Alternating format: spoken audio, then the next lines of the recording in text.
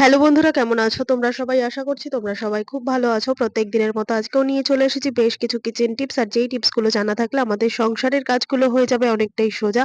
বেঁচে যাবে সময়, পরিশ্রম, মাসিক বেশ কিছুটা খরচও।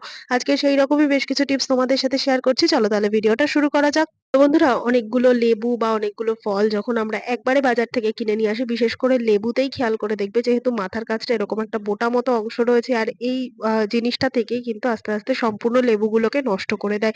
মানে বেশি দিন কিন্তু অনেকগুলো লেবু যদি আমরা এনে মনে করি স্টোর করে রাখবো, বেশি দিন কিন্তু রাখা যায় না।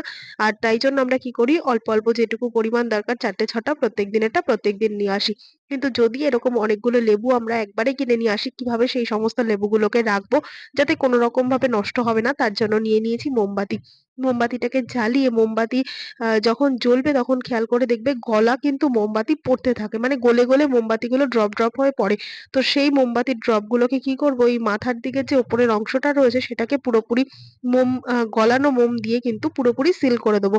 আর এইভাবে যদি গলানো মোম দিয়ে সিল করে দেওয়া হয় মাথার দিকের অংশটাকে, তাহলে অনেকদিন পর্যন্ত ভালো থাকবে, কেননা এখান থেকেই কিন্তু আস্তে আস্তে সমস্ত লেবু নষ্ট হয়ে যায়। তাই ওপরের জায়গাটাকে যদি মোটা করে মোম দিয়ে সিল করে রাখা হয়, সেক্ষেত্রে অনেকদিন পর্যন্ত এই ফলগুলো ভালো থাকবে। কোনো রকম ফ্রিজে রাখার দরকার নেই। নরমাল ফলের ঝুড়ি বা বাস্কেটের মধ্যে তোমরা রেখে যদি প্লেন কোথাও রেখে দাও, সেক্ষেত্রেও কিন্তু অন্তত ৮ থেকে ১০ দিন পর্যন্ত লেবুগুলো ভালো থাকবে। তো অনেকগুলো লেবু যদি কিনে নিয়ে আসা হয়, অবশ্যই এই টিপসটা এপ্লাই করে দেখবে। জিনিসটা অনেকদিন পর্যন্ত ভালো থাকবে। ভালো লাগলে লাইক করে দিও। দেখে নাও পরের টিপস। নিয়ে নিয়েছি ক্যাপসিকাম। আর ক্যাপসিকামের মধ্যে যেহেতু ভীষণ পরিমাণে দানা থাকে, তাই কাটতে কিন্তু আমাদের খুবই অসুবিধা হয়। একটুখানি কাটলে দেখা যায় চারিদিকে দানাগুলো ছিটিয়ে যাচ্ছে। আবার চারিদিকে ছিটিয়ে গেলে সেটাকে এক্সট্রা করে আমাদের পরিষ্কার করতে হয়। তো কিভাবে আমরা ক্যাপসিকাম কাটবো? কখনোই কিন্তু এরকম লম্বালম্বি ভাবে ক্যাপসিকাম কাটবো না। সেটা বটি দিয়ে কাটি, ছুরি দিয়ে কাটি, যাই দিয়েই কাটি না কেন। এইভাবে কাটলে কিন্তু চারিদিকে দানাটা ছড়িয়ে যাবে।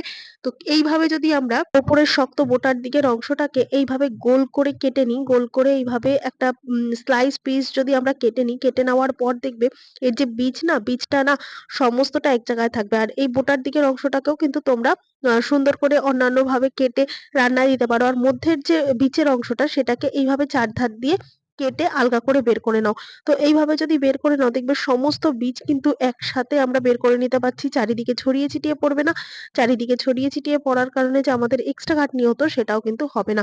এবার তোমরা তোমাদের প্রয়োজন মতো ক্যাপসিকামটাকে পিস পিস করে টুকরো টুকরো করে কেটে রান্নায় ব্যবহার করো। দেখবে কাজটা কিন্তু অনেক বেশি সুবিধা হবে। তো আশা করছি ছোট্ট ছোট্ট টিপস গুলো আমাদের সংসার জীবনে কিন্তু অনেকটাই কাজে দেবে। ভালো লাগলে বন্ধুরা প্রত্যেকের সাথে শেয়ার করতে ভুলবে না। তো চলো দেখে নাও পরের টিপস। সে যখন আমরা রান্না করি, এই জিনিসটা কি কখনো সমস্যার মধ্যে পড়েছো তোমরা? যে রেগুলেটরটা কিন্তু ঠিকঠাক মতো কাজ করছে না। আর রেগুলেটরটা ঠিকঠাক মতো কাজ করলে কিন্তু তবেই আমরা গ্যাসটা বার্নারে পাবো। আর গ্যাসটা বার্নারে পেলে তবেই কিন্তু আমরা আগুনটা জ্বালিয়ে রান্না করতে পারবো। কিন্তু অনেক সময় দেখা যায় ঠিকঠাক মতো আমরা বার্নার পর্যন্ত গ্যাস পাচ্ছি না। সেই কারণে বা আগুন তো জ্বলবেই না, সাথে ছিদ্রগুলো দিয়ে গ্যাসটা কিন্তু অনেকটা বেরিয়ে যাবে। তো তার ফলে কিন্তু আমাদেরই বেশ অনেকটা অসুবিধার মধ্যে পড়তে হয়। তার জন্য সবার আগে দরকার এই রেগুলেটরটাকে ঠিক করা। অনেক সময় হয় টাইট রেগুলেটরের জন্যও কিন্তু ঠিকঠাক মতো আমরা গ্যাস সাপ্লাই পাই না বার্নারের মধ্যে। তো টাইট যদি হয়েই যায়, আর কিভাবে রেগুলেটর চেঞ্জ না করে বাইরে থেকে কোনো রকম লোক না ডেকে আমরা রেগুলেটরটাকে ঠিক করে নিতে পারবো? কেন দেখো বন্ধুরা, রেগুলেটরের যে মধ্যেখানে ফাঁকা জায়গাটা আছে না, প্রচুর পরিমাণে তেল ছিটে ময়লা জমে যায়, যেই কারণে কিন্তু রেগুলেটরটা টাইট হয়ে যায়। তো সেই ছোট যে স্পেসটা রয়েছে, সেই স্পেসের মধ্যে আমরা কিন্তু ঠিকঠাক মতো হাত লাগিয়ে পরিষ্কারও করতে পারি না। তার জন্য এইরকম ভাবে ওষুধের স্টিপ কেটে নেবে। যেহেতু ওষুধের স্টিপগুলো, খালি স্টিপগুলো না একটু বেশি ধারালো হয়। আর এইভাবে যদি এইটা দিয়ে আমরা সুন্দর মতো এই ফাঁকা যে গ্যাপটা রয়েছে, এই গ্যাপটাকে সুন্দর মতো আমরা পরিষ্কার করে নিতে পারি, সেক্ষেত্রে দেখবে তেল ছিটে ময়লাটা না অনেকটা সুবিধা মতো বেরিয়ে যাবে। আর এতটা ময়লা এই স্পেসের বা ফাঁকা জায়গাটায় থাকে, যেটা কিনা আমাদের অন্য কোনো রকম ভাবে পরিষ্কার করা সম্ভব হয় না। তাই এইভাবে যদি আমরা রেগুলেটরটাকে পরিষ্কার করে নিতে পারি, যে টাইট ভাবটা ছিল সেটা লুজ হয়ে যাবে। কোনো রকম রেগুলেটর চেঞ্জ করার দরকার নেই। বাইরে থেকে লোক ডেকেও রেগুলেটরটা ঠিক করার দরকার নেই।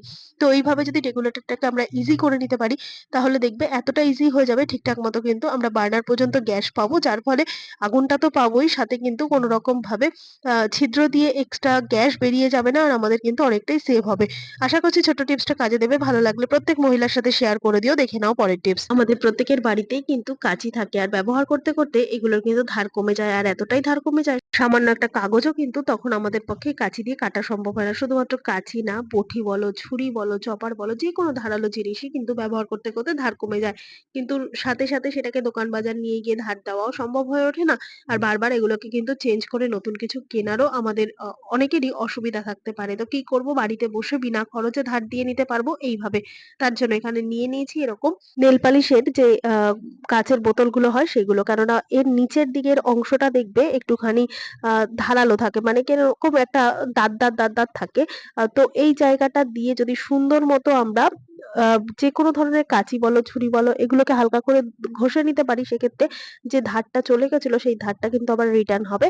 মানে ফিরে আসবে ধারটা। যেহেতু এই কাঁচের শিশির নিচের দিকটা একটু এবড়ো-খেবড়ো আছে, আর এই এবড়ো-খেবড়ো জায়গাটা কিন্তু খুব সুন্দর মতো যেকোনো ধারালো জিনিসকে ধার দিতে কাজে লাগবে।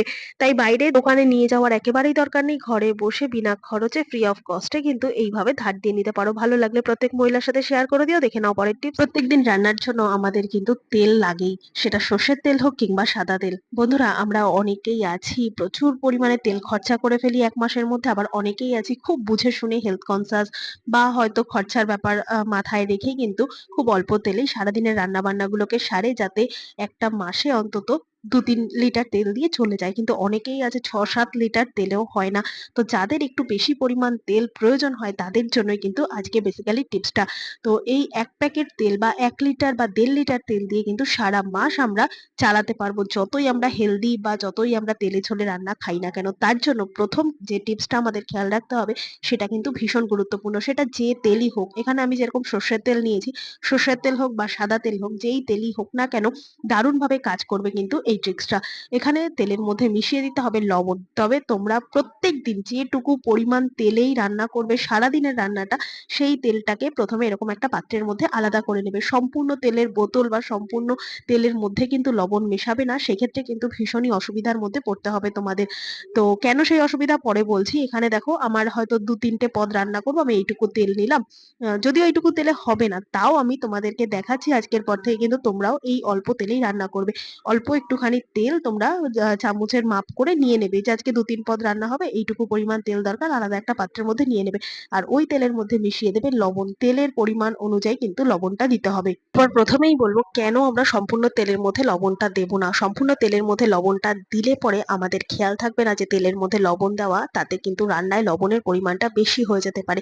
তাই প্রত্যেকদিন তেলটাকে কেটে নাও, যেটুকু পরিমাণ দরকার তার মধ্যে পরিমাণ মতো লবণ দিয়ে দাও। এই তেলটার মধ্যে লবণটা দিয়ে ভালো করে মিশিয়ে নেবে। এবার কেন তেলের মধ্যে লবণ দিতে হবে বন্ধুরা, সর্ষের তেল একটু হালকা ভারী হলেও সাদা তেল কিন্তু তুলনামূলক অনেকটাই হালকা, মানে লাইট ওয়েট।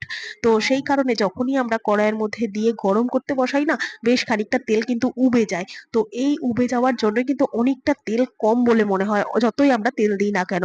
তাই তেলের মধ্যে যদি একটুখানি লবণ মিশিয়ে তেলটাকে একটু ভারী বা গাঢ় করে নেওয়া হয়, তাহলে অল্প পরিমাণ তেল যখনই আমরা আগুনের মধ্যে দেবো, মানে কড়াইয়ের মধ্যে দিয়ে গরম করব, তখনই কিন্তু তেলটা অনেকটা পরিমাণ উবে যাবে না। গরম হওয়ার পর যেটুকু পরিমাণ তেল দেবো ততটাই থাকবে, যেহেতু তেলটা বেশ খানিকটা ভারী হয়ে যাবে। তাই অল্প তেলেই কিন্তু আমাদের রান্নাটা হয়ে যাবে। প্রচুর পরিমাণে তেল দেওয়ার একদমই দরকার পড়বে না। আর যেই কারণে কিন্তু আমাদের বেশ খানিকটা তেল আমরা সাশ্রয় করতে পারবো। যেখানে আমাদের ৩-৪ লিটার লাগতো সেখানে হয়তো ১-১.৫ লিটারেই হয়ে যাবে। তো এই টিপসটা কিন্তু তোমরা ফলো করে দেখতেই পারো। তো আশা করছি আজকে সমস্ত টিপস কাজে দেবে। ভালো লেগে থাকলে লাইক, কমেন্ট, শেয়ার করে পাশে থাকবে। আমার এই ভিডিওটা কে কোথা থেকে দেখছো কমেন্ট করে জানাতে ভুলবে না। দেখা হবে আবার অন্য কোনো ভিডিওর সঙ্গে। ধন্যবাদ।